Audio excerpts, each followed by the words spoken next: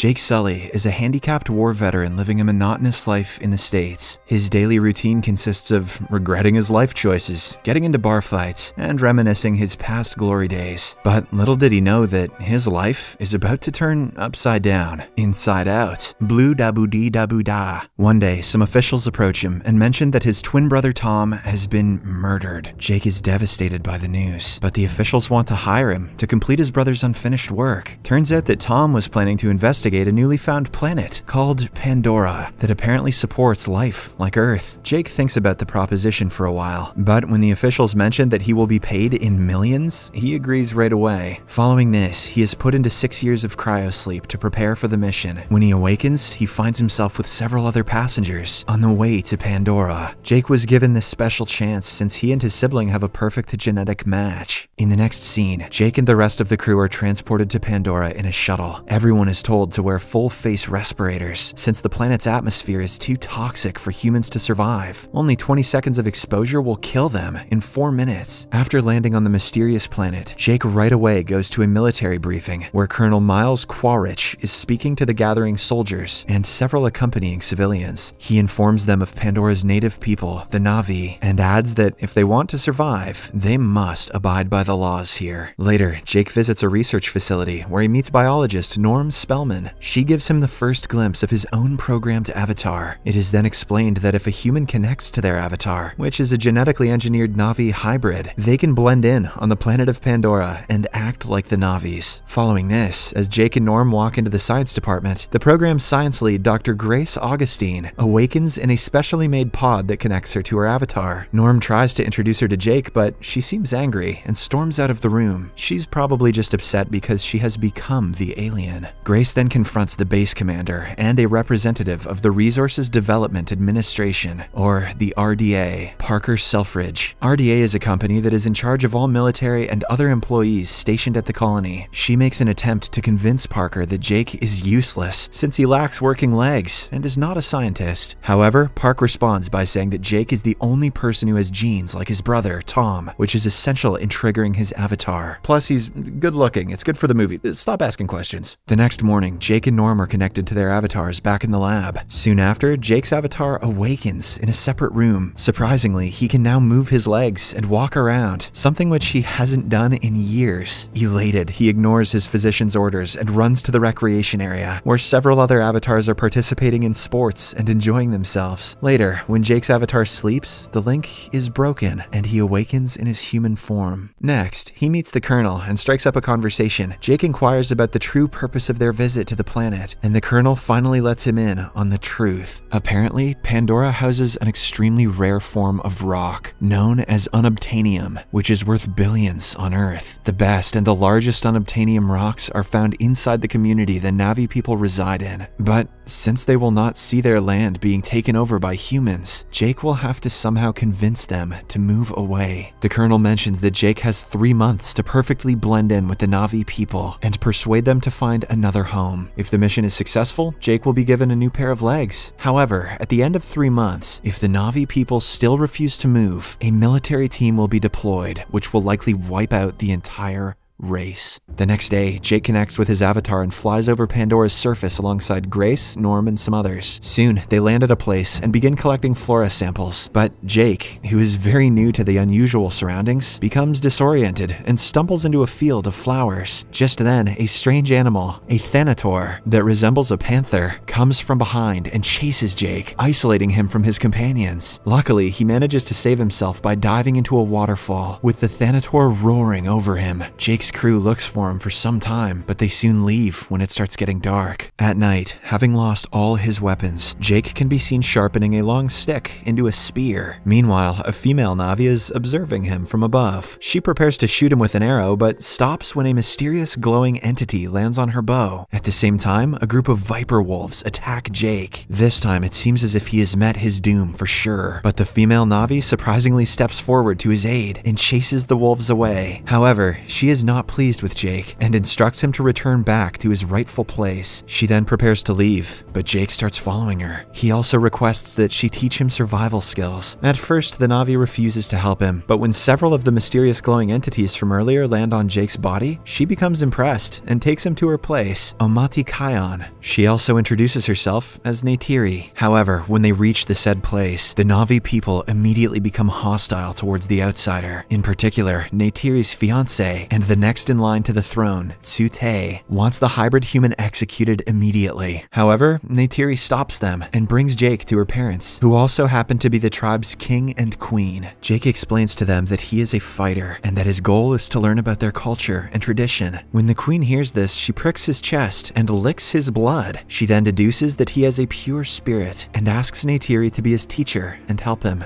I mean, his name is Jake, he's clearly from Canada or some shit, but he seems alright. After a ritual gathering, Jake is brought to his bed, which encircles him like a cocoon. As he falls asleep, human Jake is revived in the chamber. In the morning, he shares his unreal experience with all the scientists, including Grace. But once again, the Colonel reminds him that he only has 3 months to complete his mission. The next scene shows human Jake reporting on his experiences via a video log that he records after each day's activities. He talks about how his avatar is busy training with Neytiri. One day, she asks him to choose a scown, a strange-looking animal, for his ride. Initially, he is skeptical about the idea, but after a lot of insisting, and because it's free and mounts usually cost 40 gold, he chooses one and attaches his neural cue to its antenna. He then learns how to steer the scown and enjoys riding it. Later, human Jake informs the Colonel and Parker about the enormous home tree, the Na'vi's residence, and a significant unobtainium deposit beneath it. The Colonel sees an opportunity to destroy the tree, but Jake requests he be allowed to negotiate with the Na'vi and convince them to leave. In the meantime, Grace learns that Jake is being manipulated, so she relocates him to the Hallelujah Mountains, a secluded location of enormous floating islands that are holy to the Na'vi. It turns out that she is on Pandora just to research the place and wants nothing to do with the unobtainium rocks. One day, while Jake and Neytiri are flying on their scouns, they are unexpectedly pursued by a Torok, a vividly colored flying mountain monster that hates anything that flies. Fortunately, they manage to escape to the home tree, and Neytiri shows Jake the remains of the former Torok. She reveals that the last person to ride a Torok was her great-grandfather, who did it to bring together the 5 Na'vi tribes during a tough period. Neytiri adds that it has been decades since anyone even dared to ride a Torok. With the days passing by, the Na'vi tribe finally starts accepting Jake as one of their own, and they even hold a ceremony to honor him. After the ceremony, Neytiri takes him to a place of prayer where they utilize the nerve endings at the end of their long hair to establish a connection with a tree. Oh mama. Neytiri informs him that he may now pick a woman as his wife. Jake thinks for a while and reveals that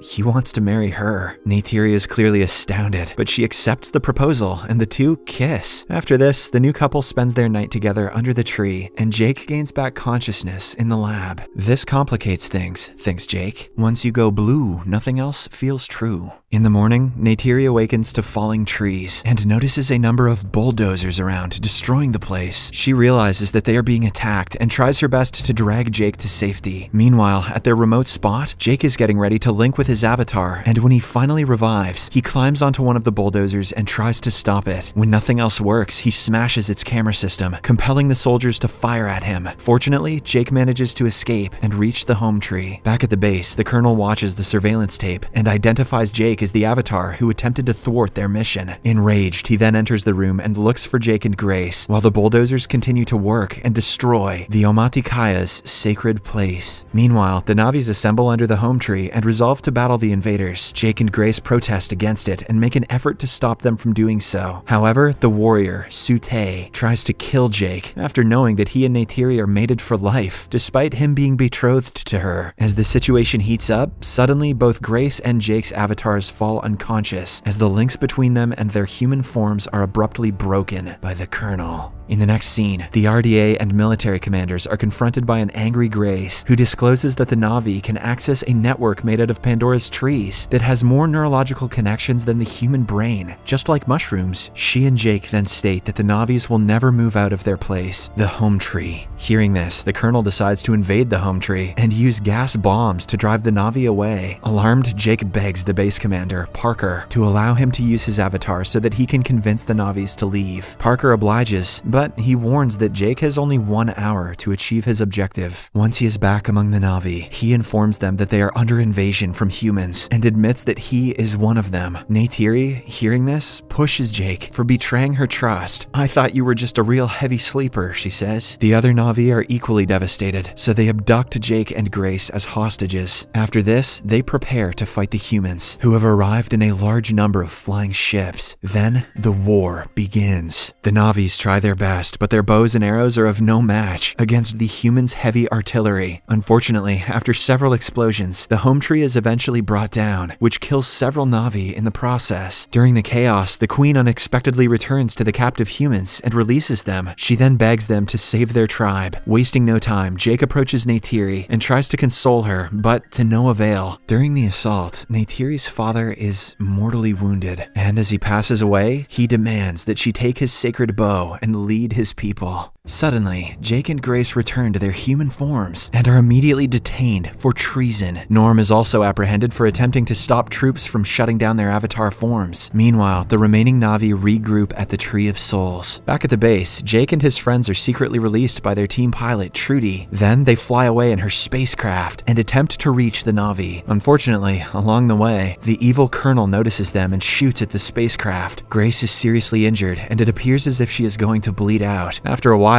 the group reaches the floating mountains, where Jake jumps inside a pod and awakens as his avatar. Knowing that the Na'vi will not accept him, he then makes the audacious choice to call upon his scout and go on a mission to locate the Toruk. His strategy is simple, but can easily result in his death. Jake then slowly approaches the dangerous Toruk from above and jumps onto its back.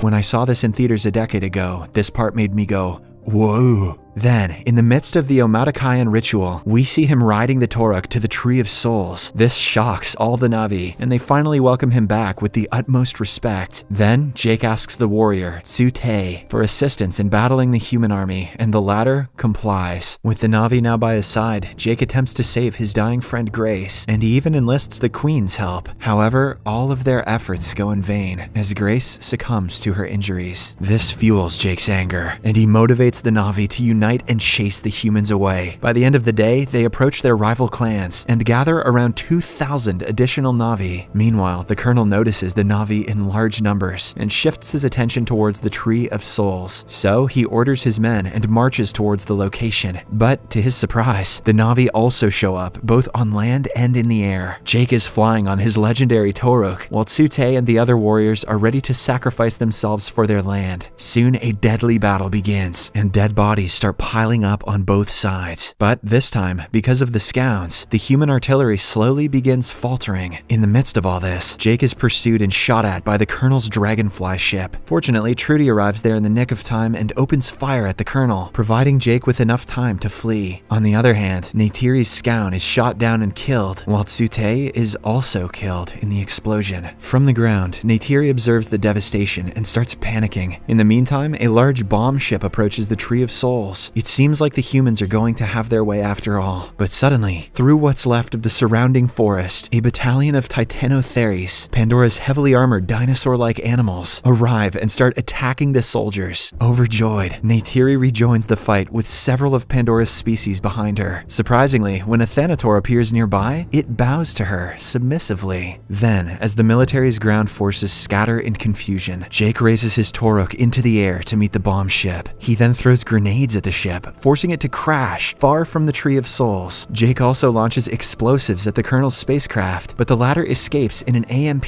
suit before it catches fire and explodes. Unfortunately, the colonel discovers himself at Grace's makeshift camp. He tries to turn off Jake's avatar pod, but at the same time, the Thanator that Neytiri had linked with attacks him. Surprisingly, he successfully kills it with his suit, trapping Neytiri underneath it. But before the colonel gets a chance to assassinate her, Jake arrives at the scene in his avatar. The two then start going back and forth, but in the end, the colonel gains an upper hand. He is about to finish off Jake, but at that very moment, Neytiri gets up and shoots an arrow at the colonel, impaling him through the chest. Without wasting any time, she fires a second arrow, which instantly kills the colonel. However, before his death, he has already done enough damage to Jake's pod. Because of this, human Jake is awake, but having difficulty both breathing and trying to get a mask on. Thankfully, Neytiri shows up and assists assists him in getting his mask. She then cradles human Jake and gets a good look at his real body for the first time. Oh, so cute. In the last scene, Jake signs out his final video log, telling us that he has been chosen to permanently transfer his consciousness to his avatar. The film concludes with a ritual in which Jake awakens in his avatar form, with Neytiri watching over him.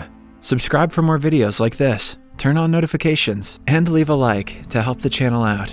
Thank you for watching.